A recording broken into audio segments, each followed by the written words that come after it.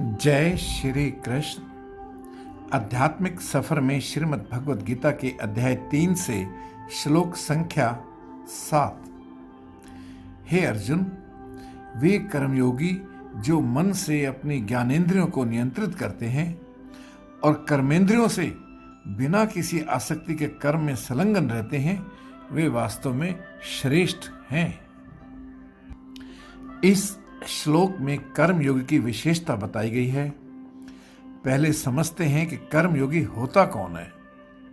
कर्म अर्थात कार्य और योग अर्थात भगवान से जुड़ना, भगवान में एकत्व करना। कर्मयोगी वो हुआ जो मन को भगवान में लगाकर सांसारिक कार्य पूरे करता है। ऐसे में किए कर्म उसको कर्म के नियमों में नहीं बांधते, पर कर्म के फल में आसक्ति रखने से वह कर्म के बंधन में बंध जाता है।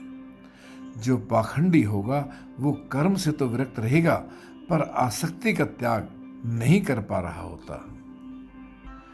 उससे तो अच्छे वो हैं जो गृहस्थ जीवन में अपना जीवन व्यतीत करते हैं और कर्म योग में लगे होते हैं। जबरदस्ती मन के तीव्र वेग को रोकना ऐसा है जैसे पानी से ओवरफ्लो हुई नदी के प्रवाह को रोकना। अर्थात मन भगवान में है, शरीर संसार में है, तो ये कर्म योग है। लेकिन शरीर भक्ति में है और मन संसार में है, तो ये पाखंड योग है। प्रभु समझा रहे हैं कि अर्जुन को ये युद्ध राष्ट्र हित में, समाज हित में लड़ना है। अर्जुन उस युद्ध को निजी समझ रहा है, इसीलिए वो मोह में आ रहा है, आसक्ति में आ रहा है।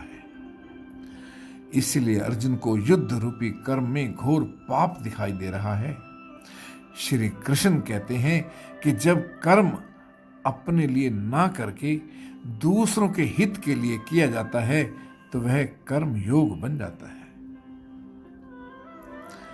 तो दोस्तों, ये था श्लोक संख्या 7 अध्याय 3 से। जय श्री कृष्ण।